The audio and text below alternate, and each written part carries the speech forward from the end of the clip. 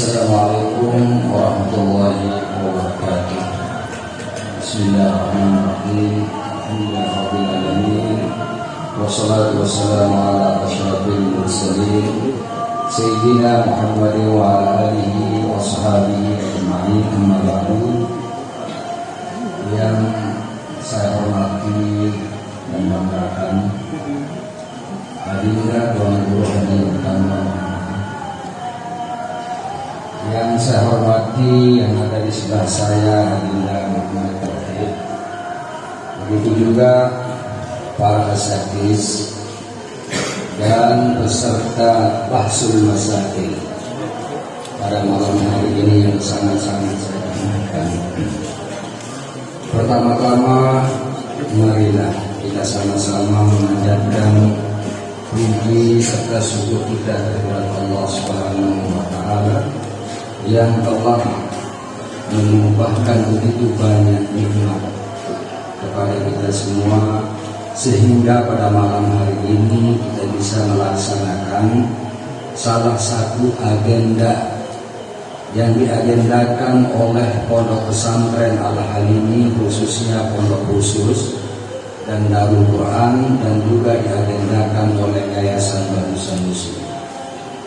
Kedua kalinya selawat dan salam tak lupa saya ingin kita semua untuk kita sama-sama bacakan buat baginda Nabi besar Muhammad Sallallahu Alaihi Wasallam. Tak lupa tiga kalinya saya sampaikan terima kasih banyak kepada panitia yang begitu gigih dan semangat mengatur acara ini sehingga bisa terlaksana pada malam hari ini. Para peserta Bahsul Masail yang saya hormati, salah satu yang terpenting di dalam kehidupan kita bermasyarakat, ketika kita mampu beradaptasi dengan situasi dan kondisi. Dalam hal ini kondisi di mana kita mampu menjawab persoalan-persoalan yang ada di lingkungan kita, yang ada di masyarakat. Karena tuntutan daripada masyarakat begitu besar terhadap para santri, begitu keluar dari pondok pesantren untuk bisa membantu masyarakat untuk bisa menyelesaikan beberapa persoalan yang terjadi di masyarakat. Dan yang sering terjadi adalah tentunya masalah fikih. Kalian di sini, khususnya di Pondok Khusus Putra dan di Bangsa Muslim, dididik siang dan malam, ditempa dengan ilmu pengetahuan siang dan malam, dengan segala disiplin ilmu, bainahu, syarat, mantek dan lain sebagainya, semata-mata sebagai bekal kaji kalian begitu pulang ke rumah berhadapan dengan masyarakat. Nah, untuk menguji sejauh mana kalian mampu berkomunikasi fikih dengan masyarakat, maka Yayasan Al-Halimi dan Yayasan Bangsa Muslim menyelenggarakan Bahsul Masail yang pada ujungnya nanti diharapkan kepada kalian semuanya, anak-anakku semuanya, adalah menjadi generasi-generasi yang mampu menjawab persoalan-persoalan zaman. Karena di dalam kaidah usul fiqh mengatakan tagayyurul ahkam bitagayyuril azmani wal amkan. Perubahan penetapan hukum itu disebabkan oleh situasi dan kondisi. Makanya fikih itu sangat luas. Kata beberapa tuan guru kita di Pondok Al-Halimi bahwa ilmu yang tersulit adalah ilmu fikih. Karena penerapan yang bagaimana? Karena sangat beradaptasi dengan situasi dan kondisi. Oleh karena banyaknya pendapat-pendapat, maka nantinya untuk lebih terarah dan terukurnya Bahsul Masail kita pada malam hari ini, supaya kita kalau bisa, selama kita ada di mazhab Syafi'i, kita pakai penyelesaiannya menggunakan mazhab Asy-Syafi'i. Nah, kalau tidak ada, seperti contohnya nanti ada perkawinan wasail telepon, yaitu melalui wasilah atau media tempo. Kan ini masalah-masalah yang tidak pernah terjadi pada kurun-kurun imam mujtahid, karena pada saat itu belum ada ilmu komunikasi yang luar biasa. Nah, kalau persoalan itu nanti paling tidak kita mengarah kerangka berpikir kita pada kita arahkan dia kepada dasar-dasar pemikiran dasar-dasar pemikiran Asy-Syafi'iyah. Kalau kita tidak bisa temukan, mungkin kita ikuti pikiran-pikiran atau pendapat-pendapat dari ulama-ulama mutaakhirin al-asriyah, yaitu yang kekinian. Nah, jadi semoga acara daripada Bahsul Masail pada malam hari ini dapat berjalan dengan baik dan dapat berjalan sesuai dengan kaedah-kaedah Bahsul Masail yang tidak kaku, dan kita tidak boleh kaku di dalam berdiskusi. Silahkan berargumentasi atau beristidlal dengan dalil-dalil yang ada di kitab-kitab yang sudah kalian pelajari, bahkan berminggu-minggu kalian sudah siapkan. Mudah-mudahan sekali lagi Bahsul Masail pada malam hari ini berjalan dengan lancar dan menghasilkan putusan-putusan hukum yang adaptif. Demikian kata sambutan yang bisa saya sampaikan.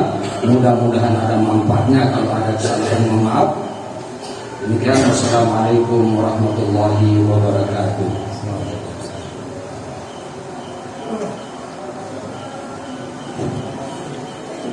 Terima kasih kami ucapkan kepada guru kita DRS Tuan Guru Haji Supri Sanusi. Baiklah, untuk mempersingkat waktu, saya akan membacakan deskripsi masalah yang nomor 2. Deskripsi masalah: banyak terjadi pernikahan dini di kalangan masyarakat, sementara secara hukum pemerintah hal tersebut positif tidak dibenarkan karena faktor umur yang masih kurang. Tentu pertimbangan pemerintah dalam hal ini adalah ketidaksiapan kedua mempelai dalam menjalani kehidupan berumah tangga, baik dari segi mental, finansial, dan juga reproduksi. Ini alasan pemerintah sehingga nanti mengarahkan hukum daripada pernikahan di sini itu dilarang.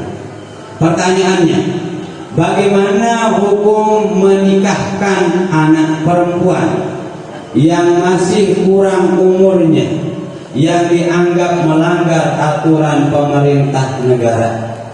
Bagaimana hukum menikahkan anak perempuan yang masih kurang umurnya, yang dianggap melanggar aturan pemerintah, karena aturan pemerintah itu melarang keras untuk terjadinya pernikahan di bawah umur?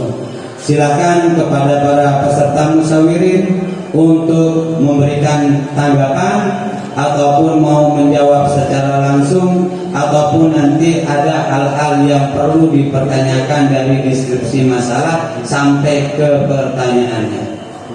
Waktu dan tempat kami persilahkan. Silakan peserta dari Tarbiyatul Muallimin.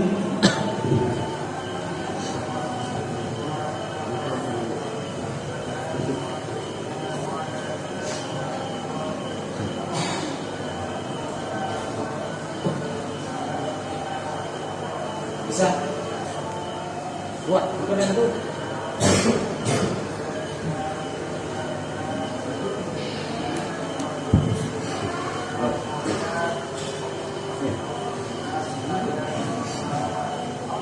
Itu kan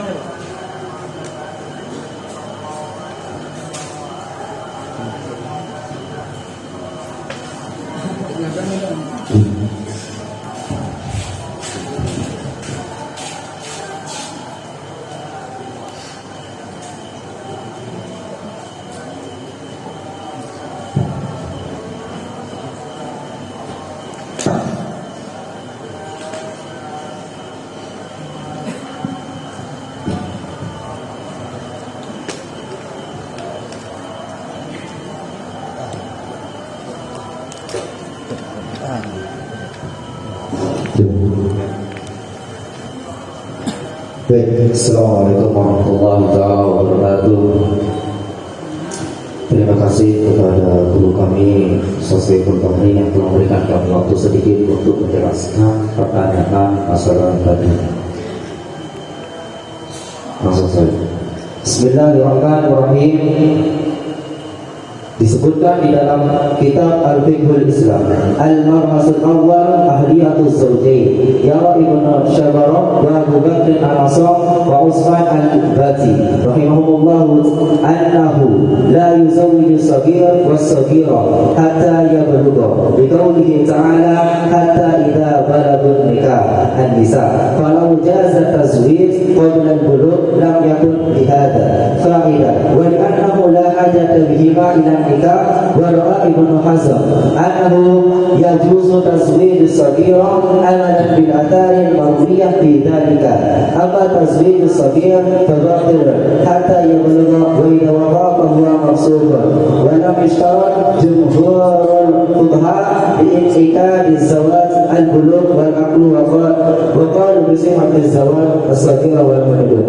Baik, di sini dijelaskan di dalam kitab Al-Fiqhul Islamiyah, para ulama berbeda pendapat tentang masalah nikah ini. Yang pertama, menurut Ibnu Syabarah dan Abu Bakr Al-Asam dan Usman Al-Bati, tidak boleh menikah kecil sampai dia balik.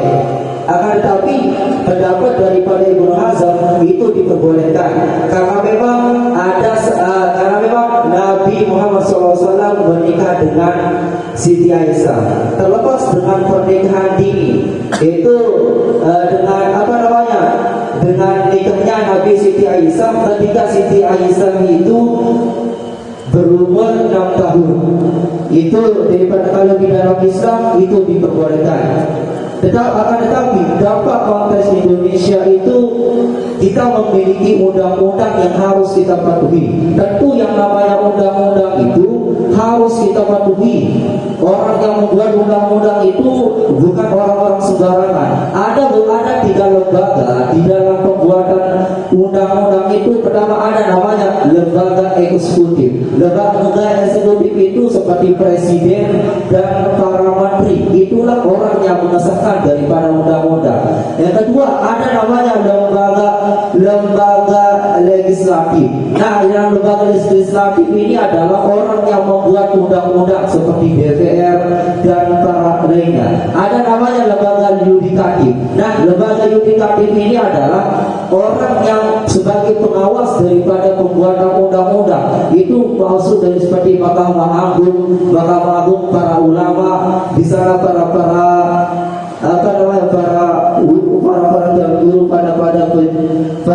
guru dan para pembesar daripada agama-agama yang lainnya. Makanya ada ulama, bahkan ada yang memakruhkan daripada nikah dini. Kenapa? Karena mafsadatnya itu besar. Pertama dari segi fisiknya, kedua dari segi menjaga rumah tangganya, dan dalam segi psikologi.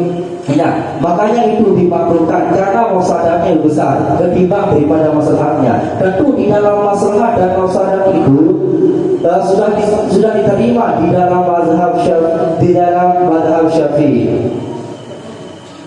Ya, sekian. Assalamualaikum warahmatullahi wabarakatuh.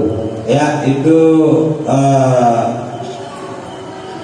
keterangan daripada peserta dari Tarbiyatul Muallimin bahwasanya inti daripada hukum pernikahan dini di sini itu adalah makruh. Ya, intinya itu adalah pernikahan dini hukumnya makruh. Apakah nanti di sini itu di bawah umur? Maksudnya di bawah umur ini berarti pihak Tarbiyatul Muallimin ini lebih condong kepada umur di bawah balik. Ketika nanti seorang perempuan ini dinikahkan ataupun menikah, kawin lari lah misalnya, karena dia berlandaskan suka umurnya itu adalah masih kecil. Apakah nanti dia muraih ataupun nanti bagaimanapun, yang penting dia masih kecil, maka hukum daripada pernikahan itu adalah makruh. Berarti di sini itu belum jelas kelihatan jawabannya. Apakah nanti berpengaruh enggak dari keputusan pemerintah yang melarang daripada pernikahan dini? Tetapi hukum pernikahannya saja yang dihukumin. Hukum pernikahannya itu adalah makruh.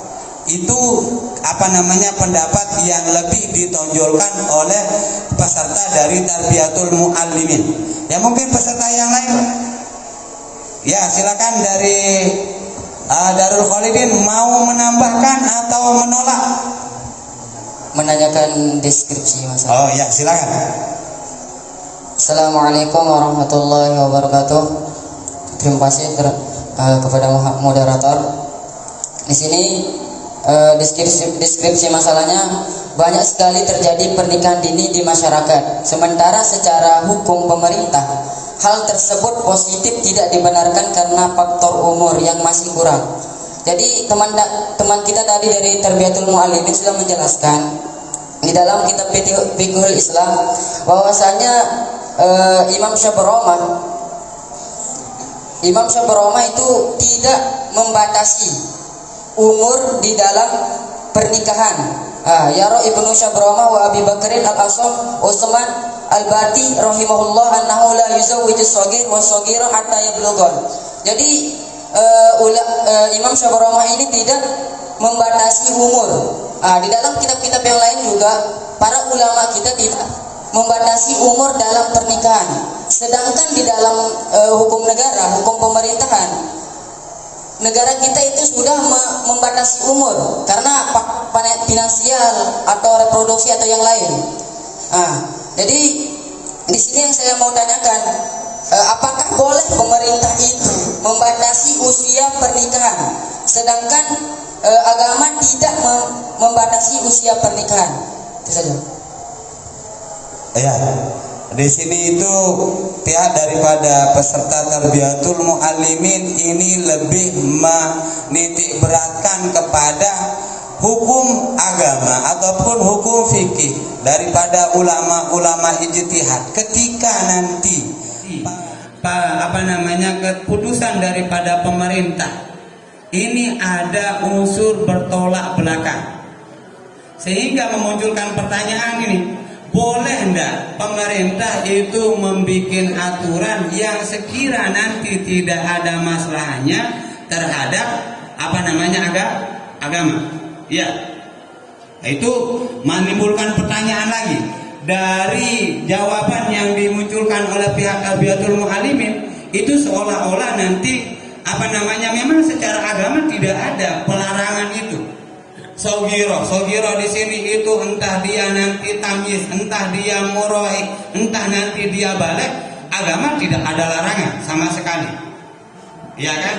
Nah, tetapi yang jadi masalahnya, bagaimana nanti dengan hukum yang ditetapkan oleh pemerintah bahwasanya pernikahan dini itu adalah dilarang, sementara titik tekannya juga untuk kemaslahatan daripada pihak perempuan. Ini ada pertanyaan lagi yang muncul. Pertanyaannya, bagaimana ketika nanti hukum agama ini agak berbenturan dengan keputusan daripada pemerintah, sehingga nanti satu memperbolehkan, dua nanti melarang. Pemerintah melarang sementara agama ini memperbolehkan. Ini pertanyaan yang muncul dari pihak peserta Darul Khalidin. Ya, mungkin ada pendapat yang lain. Oh ya, silakan.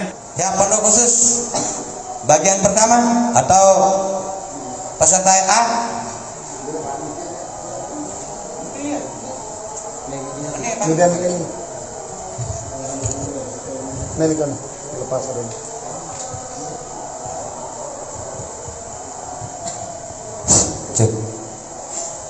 Assalamualaikum warahmatullahi wabarakatuh. Jadinya tadi sudah diterangkan oleh saudara Nehru daripada fraksi Tarbiyah bahwasanya nanti di sini ada khilaf tentang tentang hukum menikah daripada anak kecil ini. Nah, sekarang bahwasanya kalau di dalam kitab Budur Sa'adah di sini dikatakan hukum daripada menikahkan anak kecil ini boleh. Karena di dalam pertanyaan itu kan dijelaskan bagaimana hukum menikahkan ini hukum menikahkan, berarti nanti apabila pertanyaannya hukum menikahkan, berarti ini nanti berkaitan dengan si wali. Tapi kalau yang ditanyakan itu bagaimana hukum pernikahannya, nah berarti di sini berarti hukum akadnya yang dipermasalahkan. Tapi di sini yang di dalam teks itu pertanyaan itu bagaimana hukum menikahkan, berarti otomatis yang dimaksud di sini adalah hukum si wali daripada perempuan tersebut. Di dalam kitab Durus Sa'adah dijelaskan, yajuzu lil abi awil jaddi inda faqdil abi tazwijul bikri saghiratan aw kabiratan bi ghairi izniha. Boleh bagi seorang bapak ataupun seorang kakek di saat bapak tidak ada untuk menikahkan bikir, yaitu anak kecil yang masih perawan, bikri tazwijul bikri saghiratan aw kabiratan, menikahkan daripada seorang yang bikir, entah dia kecil ataupun besar. Nah, sekarang berarti otomatis di sini hukum daripada pernikahannya bisa dikatakan sebagai dengan sah, karena di sini dia mengatakan yajuz. Nah, sekarang yang perlu kita perhatikan di sini bagaimana nanti di saat hukum negara itu bertentangan dengan hukum agama. Menurut hukum negara bahwasanya nanti seseorang itu tidak boleh menikahkan anaknya yang di bawah umur. Kemudian tapi secara agama itu hukumnya boleh. Nah, sekarang yang perlu kita lihat di sini bagaimana di saat nanti antara hukum agama itu dan hukum negara itu bertentangan. Di dalam buku yang saya baca, tulisan daripada Profesor Dr. Hamka menjelaskan bahwasanya di sana ada dulu cerita, yaitu Nabi Isa dulu kaum Nasrani itu pernah membawa seseorang yang berzina kepada Nabi Isa. Kemudian di saat itu kaum Nasrani itu menuntut untuk kepada Nabi Isa agar merejam perempuan tersebut. Tapi malah di sana Nabi Isa mengatakan orang yang paling berhak untuk menghukum perempuan ini adalah orang yang tidak pernah bersalah di antara kalian. Tapi kita lihat di zaman Nabi bahwasanya nanti apabila ada seorang yang berzina kemudian dia serahkan dirinya kepada Nabi, dia direjam. Maka jawaban daripada Profesor Dr. Hamka bahwasanya karena pada saat zaman Nabi Isa itu bukanlah orang yang memegang hukum tertinggi negara. Tapi kalau pada zaman Nabi Muhammad yang memegang hukum tertinggi negara itu sekaligus sebagai syariat, beliau adalah Nabi Muhammad. Tapi kalau pada zaman Nabi Isa, bukan Nabi Isa yang memegang hukum syariat. Makanya di sana Nabi Isa tidak menghukumi orang yang berzina tersebut sesuai dengan apa yang ada di dalam kitab Taurat. Padahal di dalam kitab Taurat hukum seorang yang berzina itu juga harus direjam. Tapi Nabi Isa mengatakan tidak. Nah, demikian yang dijelaskan. Assalamualaikum warahmatullahi wabarakatuh. Ini ada masukan juga dari peserta pondok khusus putra bagian A, karena pondok khusus ini itu mengirim daripada 2 delegasi, ada yang fraksi A dengan ada yang fraksi B.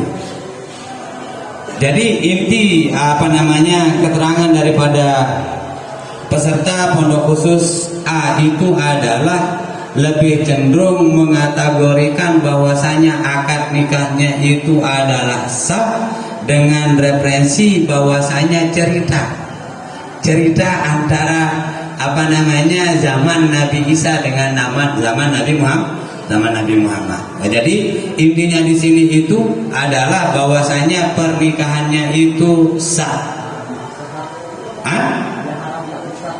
Haram tapi sah. Oh, ini ada lagi menarik nih. Haram tapi sah. Bahwasanya menikahkan anak ketika nanti hukum agama memperbolehkan sementara hukum negara itu adalah melarang, maka menurut delegasi daripada pondok khusus bagian A itu adalah sah tapi disertai dengan haram. Mungkin ada pendapat yang lain? Ya, silakan daripada Tarbiyatul Mu'allimin. Ya. Ini nih. Ya.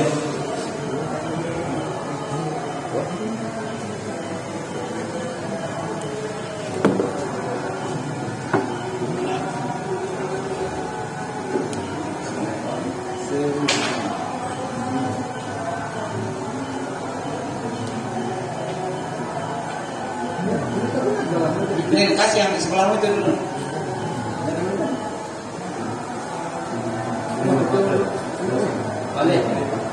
Bisa. Nah, ini ya.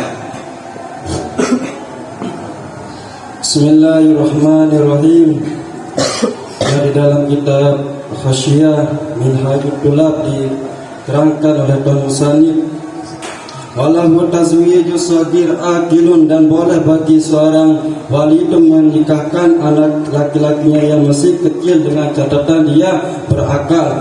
Nah, karena bahwasanya ketika daripada perundang-undangan yang ditetapkan oleh para negara ataupun hukum negara itu, dia itu sifatnya berubah-ubah. Nah, yang dahulunya 16 bagi perempuan dan bagi laki-laki, di sana itu 19, sehingga sebelum daripada undang-undang ini jadi, nah sebelum daripada kemerdekaan Indonesia itu sudah diidekan daripada adanya undang-undang pernikahan, karena bahwasanya lebih banyak daripada kemaslahatan ketimbang kemaslahatan. Karena ada seorang yang kisahnya, dia itu bernikah pada umur 13 dan dia mempunyai anak ketika umur 14 dan diceraikan oleh suaminya lagi. Dia itu bernikah pada tahun ataupun umurnya itu 15, lagi dia diceraikan pada umur 16, dan setiap daripada pernikahannya itu mempunyai daripada anak. Yang ditonjolkan bagi undang-undang di sini itu kemaslahatan bagi perempuan, karena seharusnya pernikahan itu sehidup sampai sesurga, kelak-kelaknya ujung-ujungnya di sana itu cuman sebentar. Karena betapa banyak orang-orang yang bernikah pada masa yang di bawah umur menurut catatan undang-undang, di sana itu kemaslahatannya apa kemudaratannya lebih banyak. Pertama, pada risiko ketiga psikologi. Nah, di sana itu para wanita yang menikah dengan di bawah umur, pertama dia mengakibatkan daripada bentuk daripada daripada perempuan. Namanya itu. Nah, belum sanggup menerima daripada barang yang itu. Barang yang masih asing, belum bisa menerima daripada barang yang asing, sehingga nanti daripada kematian bagi wanita itu lebih menonjol ketimbang keselamatannya. Kedua, bagi daripada mentalnya itu akan terkuras. Kemudian masalah akal, seharusnya pada umur muda ataupun masih 16 sampai 25 kalau bagi laki-laki.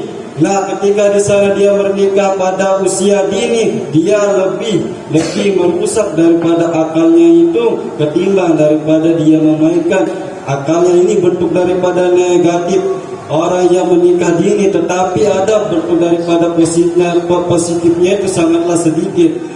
Dia bisa menunjang daripada pernikahan sama-sama. Kebanyakan orang sesera ini dia bernikah di bawah daripada umur yang telah ditentukan oleh undang-undang. Nah, jadi hukumnya yang saya bisa ambil di sini akilun itu. Akilun, karena betapa banyak orang yang besar tetapi belum berakal, cuman naruri daripada seksualnya itu lebih tinggi, sehingga di dalam ilmu filsafat dibahas di sana apa arti daripada akil. Akil itu orang yang bisa menimbang mana yang lebih maslahat ketimbang yang lain, mana lebih daripada dia itu menonjolkan mana yang lebih wajib ketimbang yang wajib, mana dia itu bisa mengeluarkan uang yang semestinya. Nah, sampai seterusnya beberapa di dalam ilmu filsafat dijelaskan kata-kata akil itu bukan hanya membedakan bisa makan ataupun minum. Nah, kemudian kalau masalah Siti Aisyah sama Rasulullah yang telah dikeluarkan tadi itu, kita berunjuk kepada kaidah la yunkirul taghyirul akami bitaghayyuril azman. Tidak bisa dipungkiri bahwasanya hukum itu bisa berubah dengan perubahan daripada zaman, seperti selaras yang telah dikeluarkan oleh guru kita mulia dan guru Syukri. Di sana itu bahwasanya pada zaman Rasulullah SAW para daripada para sahabat ataupun sesama pada Rasulullah di sana itu masih subur-subur daripada padanya. Tetapi pada sekarang itu kemudian masalah akal pada orang yang masih hidup sezaman dengan Rasulullah dikatakan akil, karena diterangkan di dalam kitab di sana itu bahwasanya Nabi Muhammad SAW bertutur kata dengan sabdanya yang sangat indah dengan jami'ul kalim. Makanya para sahabat itu pintar-pintar. Nah, di sana daripada segi Ya, yang saya tanyakan akil. Sebentar, intinya sah atau tidak? Sah. Sah. Jika daripada dia sah. Sah. Sini. Kalau menurut undang-undang kurang daripada efektif aja. Bukan saya mengatakan tidak sah, tapi kurang. Atau tidak sama dengan praksi daripada pondok khusus praksi A yang mengatakan bahwasanya sah dan haram. Enggak, ini cuma kurangan. Oh, kurang, tidak sampai haram. Sempurna. Oh ya, kurang sempurna. Menurut pandangan negara. Oh, ini apa namanya, sebenarnya agak-agak sama. Semua jawabannya itu saya dengar agak-agak sama.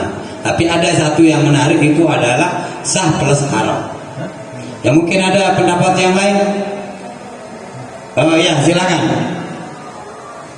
Bismillahirrahmanirrahim. Assalamualaikum warahmatullahi wabarakatuh.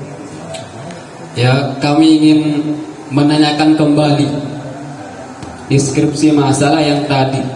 Kan di pertanyaan mengatakan bagaimana hukum menikahkan anak yang masih kurang umurnya, yang dianggap melanggar aturan pemerintah. Yang kami tanyakan dari tadi, apakah boleh pemerintah itu membatasi usia pernikahan? Ketika nanti tidak boleh dan boleh, maka timbul suatu hukum yang berbeda-beda. Ini yang kami tanyakan dari tadi. Sekian. Iya. Jadi untuk lebih spesifik daripada pertanyaan ini adalah bahwasanya apa boleh pemerintah ini membatasi daripada umur pernikahan dengan mempertimbangkan kemaslahatannya ini nanti mengarah kepada perempuan atau pasturi, pasangan ini kedua-duanya.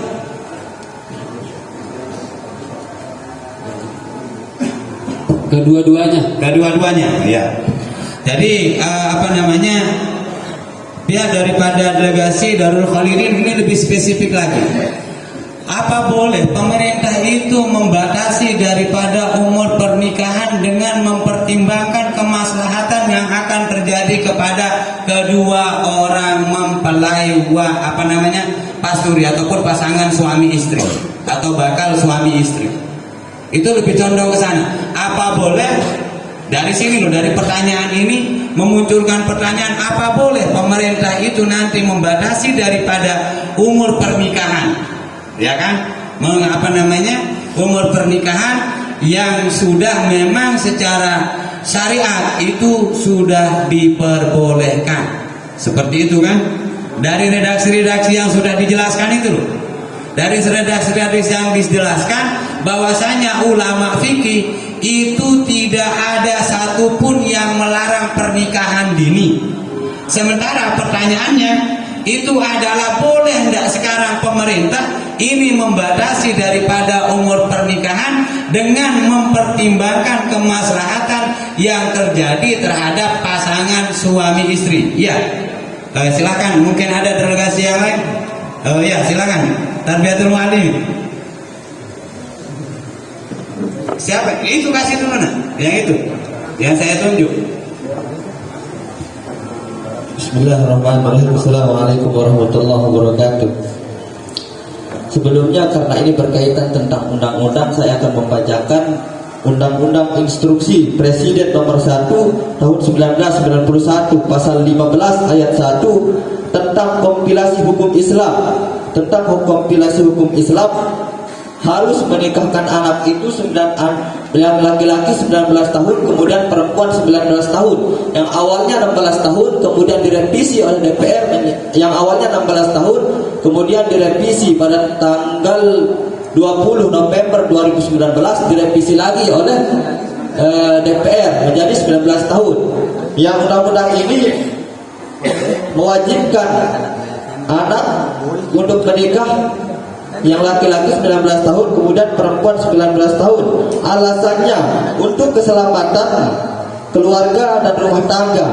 Usia kedua mempelai yang di bawah rata-rata 19 tahun dinilai belum cakap dalam membina rumah tangga secara kedewasaan dan kemampuan fisik maupun psikis untuk menerima tanggung jawab sebagai suami istri. Yang ini setara dengan yang dikatakan oleh Dr. Wahbah Zuhairi dalam kitabnya Mawsu'ah Fiqhul Islami, yukrahu zawaju iza khafa sakhsuluhu bil jawri wal darar. Dimakruhkan, nikah itu dimakruhkan apabila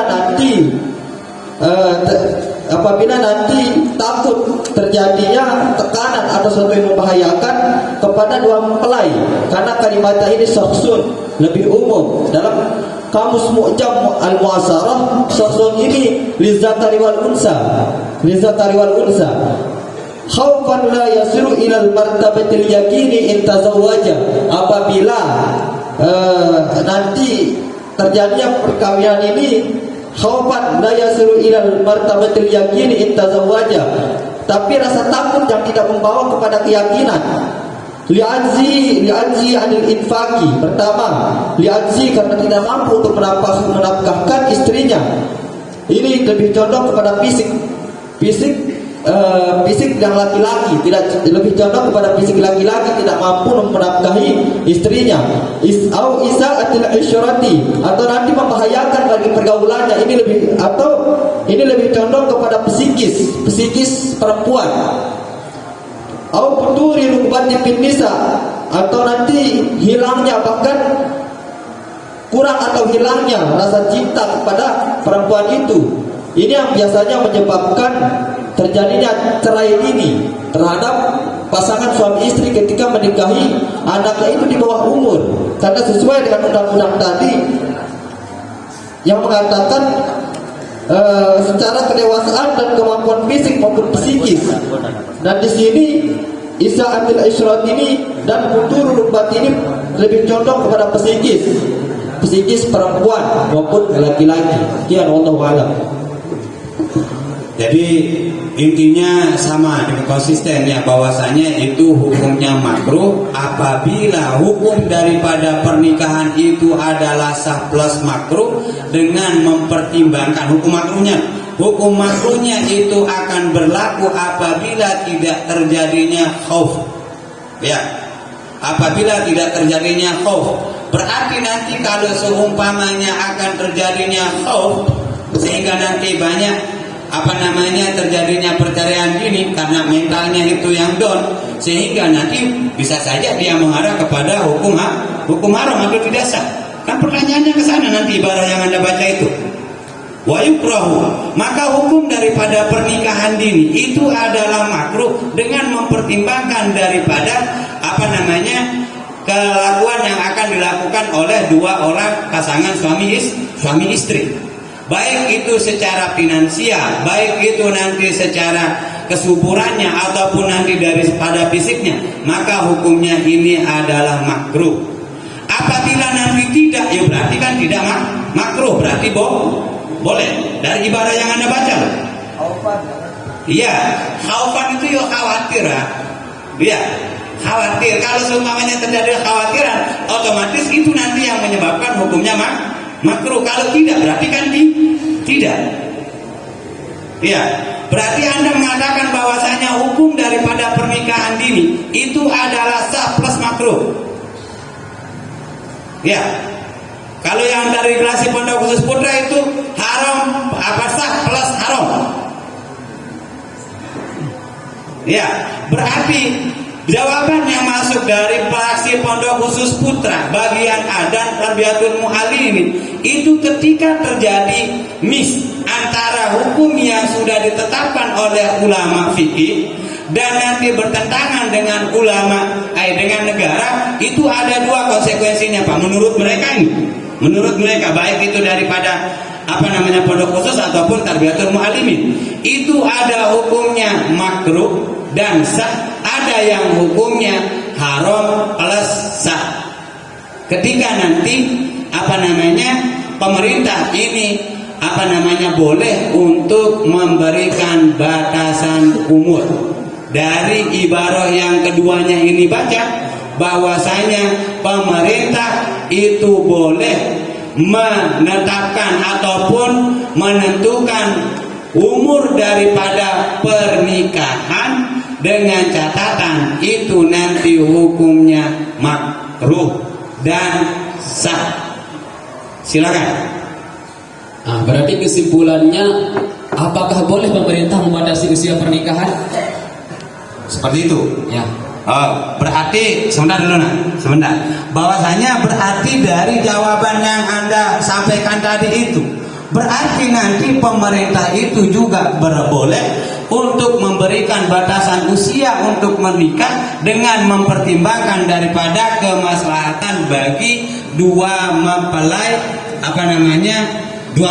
ataupun pasangan suami istri.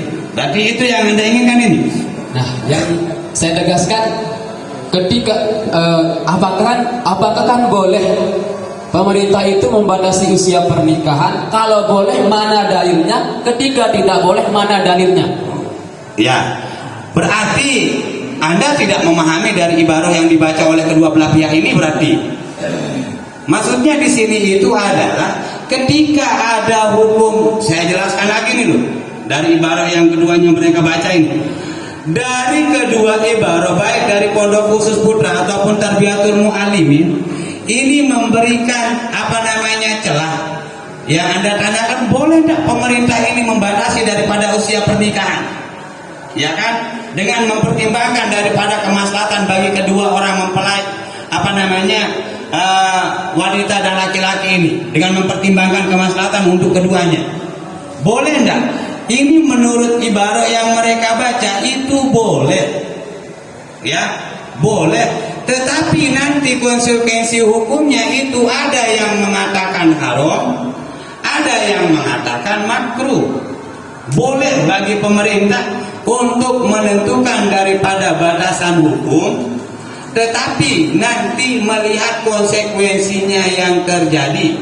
Ada yang mengatakan boleh dan hukumnya haram, tapi sah, nikahnya sah. Ada yang mengatakan makruh dan juga perkawinannya ini adalah sah. Ini dari pemahaman ibarat yang dibacakan oleh baik itu dari praksi Pondok Khusus ataupun pihak Tarbiyatul Mu'allimin. Yang ingin Anda tanyakan lagi? Nah, kalau kami mengatakan bahwasanya pemerintah itu tidak boleh membatasi usia pernikahan. Ketika nanti undang-undang itu bersifat mengikat, maka membatasi usia pernikahan tidak boleh.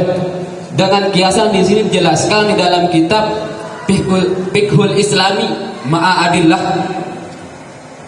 Qala rahimahullahu taala mauqiful qanun, ini dikiaskan di negara Suriah. Ya. Mauqiful qanun as-suriyyu min zawajis saghir. Akhadhal qanun as-suriyyu bima yukhalifu ra'yul jumhur fi zawajis sighar ila an qala tukmalu ahliyatiz zawj fil fata bi tamami samanata asyarata wa fil fatati bi tamami as-sab'ata asyarata min al-umri.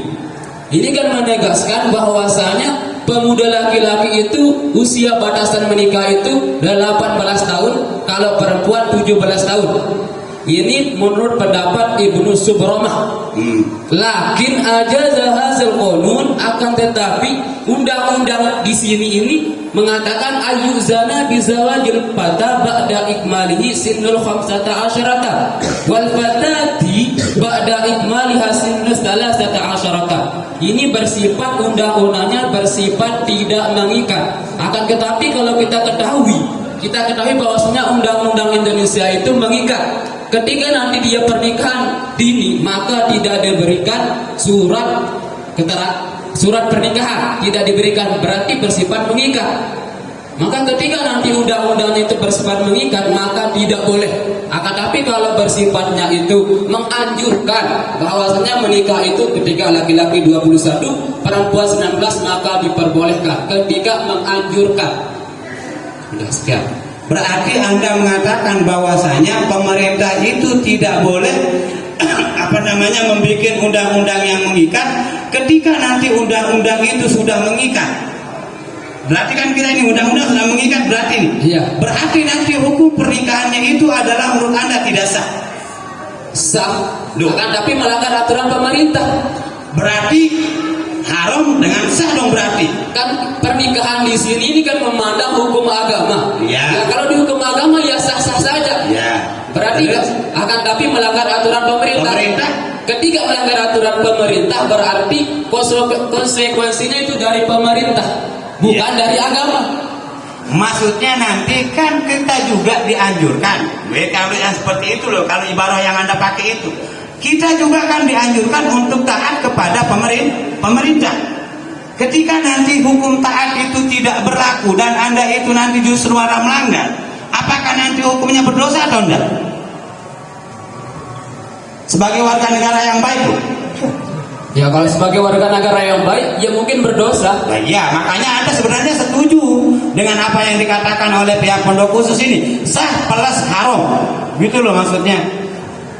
Kalau kita ini mau mengambil pendapat hukum pernikahannya itu sah plus makruh, bukan plus haram. makruh. Oh, berarti ngikut Tarbiyatul Mu'allimin. Oh ya.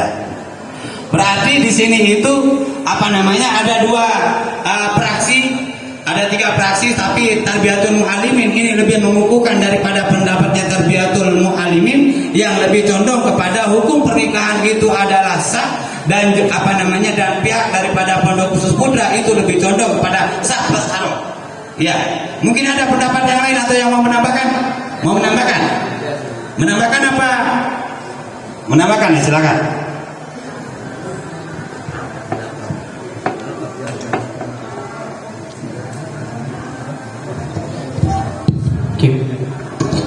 Assalamualaikum warahmatullahi wabarakatuh. Jadinya pendapat saya ini lebih condong kepada pendapat saudara Muhammad Nufail, karena memang pendapat menikahkan wanita kecil yang belum balik atau masih kecil itu hukumnya khilafus sunnah, karena ibarat Bajuri yang mengatakan wa yusannu alla tuzawwaja saghirata alla tuzawwaju saghiratu hatta tablugha, dan disunahkan agar tidak menikahkan wanita kecil ataupun yang belum balik sehingga dia balik, karena hukumnya ini khilafus sunnah, kemudian diterpa lagi dengan hukum negara yang tidak membolehkan karena undang-undang. Maka pendapat saya ini lebih condong pada Muhammad Nufail, karena negara itu memegang hukum tertinggi, sedangkan hukum ini termasuk dengan khilafus sunnah. Sekian. Oh ya, ini ada tambahan menguatkan bahwasanya fraksi daripada Pondok Khusus Putra delegasi B itu lebih condong kepada nginduk kepada delegasi A, yaitu sama-sama hukumnya sah plus haram. Silakan, mungkin ada yang mau menambahkan atau menguatkan atau mau merubah pendapat. Menguatkan. Oh ya, silakan.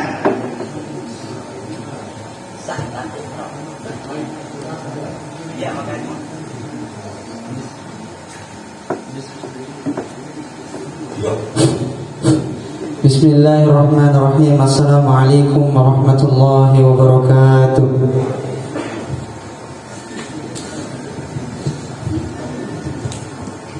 Jadi pada saat ini kita sedang membahas tentang hukum nikah dini. Nah, perlu diketahui terlebih dahulu bahwasanya kita perlu yang namanya tahrirul mustalahat. Tahrirul mustalahat itu adalah dimana kita mentahrir, meneliti daripada istilah-istilah. Nah, nikah dini ini dia dibagi menjadi 3. Pertama, bisa saja suami kecil, istri juga kecil, sama-sama kecil. Dan bisa saja juga istrinya kecil, suaminya besar. Dan bisa saja juga sebaliknya dari bagian yang kedua tadi. Nah, kemudian sekarang yang dibicarakan pada saat ini adalah apakah nikah dini yang dimaksud itu adalah suaminya yang besar dan istrinya yang kecil. Kan kita berbicara tadi ada yang mengharamkan, ada yang mensahkan plus haram, ada yang mensahkan plus makruh. Nah, ini yang di bagian mana? Kalau suami dan istri sama-sama kecil, atau suaminya besar istrinya kecil, atau sebaliknya, yaitu istrinya besar suaminya kecil. Karena dari bagian-bagian ini akan muncul nanti masalah-masalah dan mudarat-mudarat yang ada. Kalau sama-sama kecil sudah jelas. Kalau dia sama-sama, kalau suaminya besar, istrinya kecil, sudah ada mudaratnya, maslahatnya. Nanti akan berbeda maslahat dan mudarat yang ditampilkan dengan hal-hal ini. Nah, di sini saya ingin mengatakan bahwasanya tetap hukum daripada menikahkan anak yang kecil itu, baik dia perempuan maupun lelaki, itu disahkan. Nanti tapi ada perbedaan apabila lelaki itu kecil dan perempuan itu kecil. Di dalam kitab Al-Bajuri disebutkan bahwasanya idza aradtu bayana hukmi kullin idza aradta bayana kulli hukmin minal bikri wa taibi fa aqulu laka al bikru wa la farqa baina as-saghirati wal kabirati wal aqilati wal majnunati. Ini tentang anak kecil yang perempuan.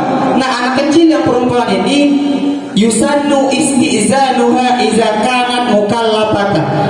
Perempuan al-bikru itu dia disunahkan untuk meminta izinnya apabila dia ingin dinikahkan. Berbeda dengan anak yang kecil. Kalau anak yang kecil itu tidak disunahkan untuk meminta izin karena izinnya sudah berada di tangan walinya. Akan tetapi wa yusannu alla tuzawwaj as-saghiratu hatta tablugha wa tusta'zana wa sunnatu bil istizan ay yursila ilaiha niswatan thiqatin yanzurna ma bi nafsiha wal ummu bidzalika aul. Nah, apabila kita ingin menikahkan anak yang kecil itu, maka disunahkan untuk di mana kita mengutus utusan di sana, menanya dia apa maunya, apa pemilik daripada anak yang kecil ini. Nah, nanti akan dilanjutkan insya Allah penjelasan ini oleh teman kita Rasul Azim tentang sebab-sebab kenapa dia bisa nikah dini. Nah, saya ingin hanya menambahkan tentang yang bedanya laki-laki. Anak yang laki-laki, sebagaimana dijelaskan dalam kitab Asy-Syarqawi itu adalah illa bi ibnin saghirin, kecuali pada anak yang kecil, likamali syafaqatil abi wal jaddi laisa majnunan wala majbuba. Nah, kalau anak laki-laki kecil itu dia menikah boleh dinikahkan tanpa seizinnya dengan syarat anak laki-laki itu yang kecil itu laisa majnunan wala majbuban. Dia tidak gila plus tidak majbub.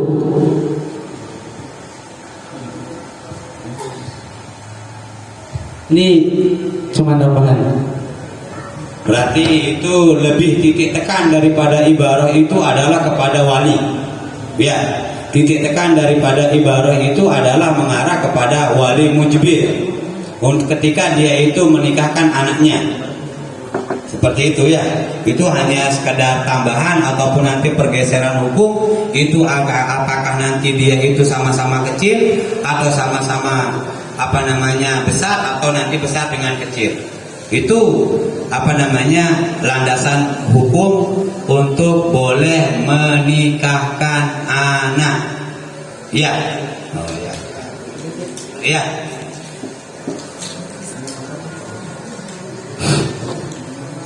Ini tambahan sedikit tadi majbub itu yang dinamakan dengan majbub.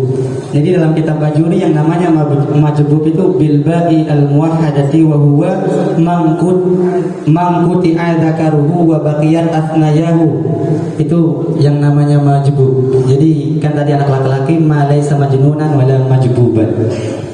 Oh ya, itu sedikit tambahan bahwasanya inti daripada ibarah yang dibaca sekian banyak itu adalah titik tekannya adalah kepada wali. Pada wali, bahwasanya wali itu berhak untuk menikahkan anaknya baik laki-laki ataupun perempuan, baik ada izin ataupun tidak. Tapi nanti kalau seumpamanya dia sogiro, itu dianjurkan bagi seorang bapak ketika mau menikahkan anaknya itu yang minta izin dulu sama anaknya, diberikan pencerahan supaya nanti tenang hatinya menghadapi daripada pernikahan yang akan berlangsung. Itu kan ibarah yang di Bajuri itu. Ini masih belum ada jawaban yang lain, masih tetap sama bahwasanya pihak daripada Tarbiyatul Muallimin itu menghukumi bahwasanya ketika nanti seorang bapak menikahkan anaknya sementara nanti bertentangan dengan hukum ataupun undang-undang yang sudah ditetapkan oleh pemerintah, maka nanti menurut daripada dua delegasi itu adalah hukumnya sah plus makruh, ada juga nanti sah plus haram. Mungkin ada pendapat yang lain? Oh ya, silakan dari Banu Sanusi.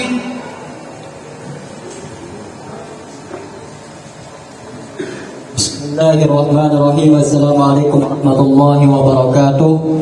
Jadi langsung saja, menurut kami bahwa usia pernikahan atau ukuran pernikahan itu tidak dibahas oleh agama, maka harus ada ijtihad. Makanya Syekh Yusuf Al-Qaradawi itu membolehkan takyidul mubah, membolehkan menentukan sesuatu yang boleh demi kemaslahatan. Artinya menikah dini ini untuk kemaslahatan dan untuk meninggalkan darurat, dan sesuai dengan kaidah kulliyah yang mengatakan ad-darar yuzalu, ad-darar yuzalu. Adapun pertimbangan yang dilakukan oleh pemerintah untuk menetapkan usia pernikahan itu 19 tahun, pertama dari segi kesehatan, kedua karena banyak terjadi penyiksaan fisik atau non fisik, terus yang ketiga karena maqasid daripada pernikahan itu tidak dipenuhi, yaitu sakinah, mawaddah, warahmah. Nah, adapun nanti faedah daripada yang membolehkan nikah di bawah umur 19 tahun, yaitu dari di dalam kitab Bajuri dijelaskan. Jadi faedah nikah dijelaskan wa faidatuhu fid dunya hifdzun nasli wa tabrigu ma yadur wa habsuhu minal mani wa istifa'ul lazzati wa tamattu'i. Ini faedah daripada nikah. Nah, salah satunya itu adalah hifdzun nasal. Apabila dua darurat, dua kemaslahatan yang saling bertentangan, maka ada di dalam kitab Fiqh Islam wal Adillatuhu yang menjelaskan wa idza ta'arada ma yaj'alu az-zawaju fardan wa ma yaj'alu haraman bi an tayaqqana annahu sayaqa'u fi zina illam yatazawwad wa yatayaqqana aidan tayadlamu zawjatahu kana az-zawaju haraman li'annahu idza ijtama'a al-halal wal haramu ghalaba al-haramu al-halala. Artinya di sini kalau kita tidak menikahkan otomatis akan mengefek pada perzinahan, dan kalau kita menikahkan akan mengefek kepada penyiksaan atau mudarat yang diungkapkan oleh undang-undang. Maka yang dimenangkan itu adalah harus tidak boleh, karena takyidul mubah itu hukumnya boleh. Maka mentaati hukum pemerintah itu harus wajib hukumnya. Maka hukum menikahkan anak di bawah 19 tahun itu hukumnya tidak boleh. Maksudnya tidak boleh plus tidak sah. Maksudnya di sini itu nanti tidak bolehnya itu mengarah kepada hukum tidak sah atau bagaimana? Kalau saya yang rugi ini, saya belum punya catatan ini pernikahan ini. Nah, maksudnya di sana itu tidak bolehnya itu sampai tidak sah, atau nanti kalau akan mengarah kepada praksi yang dari Tarbiyatul Muallimin dan pondok khusus itu loh. Kalau seumpamanya nanti bahasanya di sana itu tidak sah ataupun tidak bolehnya ini apakah nanti sah plus haram atau tidak bolehnya tidak sah sama sekali. Dong kasihan nanti guru-gurunya yang sudah menikah dulu belum ada akte nikahnya, yuk mau harus tajdid lagi tuh. Bagaimana? Hukumnya sah. Hukumnya sah. Dan yo bagaimana? Kan itu ibarat yang Anda baca kan seperti itu. Dengan mempertimbangkan kemaslahatan untuk dua pasangan pasturi, ketika nanti berdampak mudarat, maka nanti bisa kita mengarah kepada mengikuti daripada hukum pemerintah bahwasanya pernikahannya itu tidak sah. Makanya saya arahkan ibadah yang ya justru di sana itu sah atau tidak sah.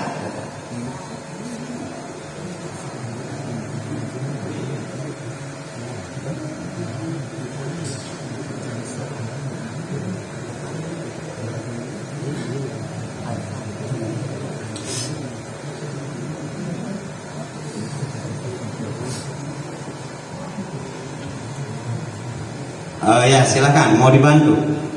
Ya, sedikit. Ini tadi sudah dipaparkan ibarat-ibaratnya. Nah, jadi kesimpulannya itu adalah tetap pernikahannya itu sah. Tetap pernikahannya itu sah. Tetapi karena di soal itu adalah pertanyaannya itu mengatakan bagaimana hukumnya, tentu sahnya ini konsekuensinya ada. Apakah nanti konsekuensinya haram atau konsekuensinya makruh. Tetapi karena di sini kita karena kita di sini membahas tentang pemerintah, akhirnya ketika kita melanggar aturan pemerintah itu di mana mentaati pemerintah itu wajib. Berarti melanggar aturannya itu haram gitu. Nah, berarti haram plus sah. Iya, pernikahannya sah, tetapi haram jika di bawah umur karena ini tidak mengikuti aturan pemerintah. Sebentar, maksudnya di bawah umur di sini itu standar pemerintah atau standar agama? Standar pemerintah. Standar pemerintah ya. Berarti di sini itu Anda mengatakan sah plus haram, ya sama berarti. Ya, berarti ya sama jawabannya ini antara Pondok Khusus Putra dengan Banu Sanusi ya sama-sama sah dan juga nanti sama-sama haram. Sah tapi haram. Haramnya di sini itu apa? Karena kita tidak mau taat kepada pemerintah. Sementara hukum taat kepada pemerintah itu adalah hukumnya wajib. Berarti kan haram, berarti berdosa gitu loh maksudnya. Berarti nanti pernikahan yang di bawah umur ataupun tidak tercatat dalam catatan sipil, berarti itu nanti dihukumi sah dan berdosa. Seperti itu. Ya. Berarti sama antara makruh dengan tarbiyatul muallimin dengan praksi daripada tarbiyatul muallimin. Ini sama-sama sah plus makruh. Dari Pondok Khusus dan Banu Sanusi ini sah plus haram.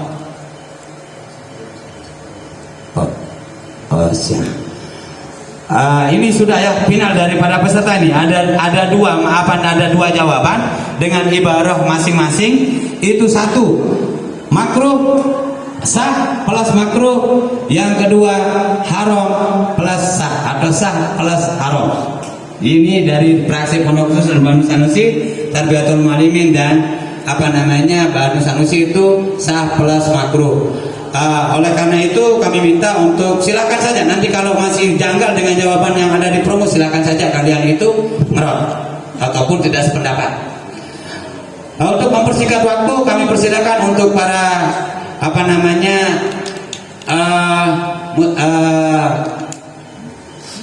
perumus untuk merumuskan daripada jawaban-jawaban yang sudah masuk, sehingga nanti mana yang mau kita pilih, apakah nanti mengarah kepada hukum haram ataupun kepada hukum makruh plus sah, ataupun nanti ada jawaban yang lain.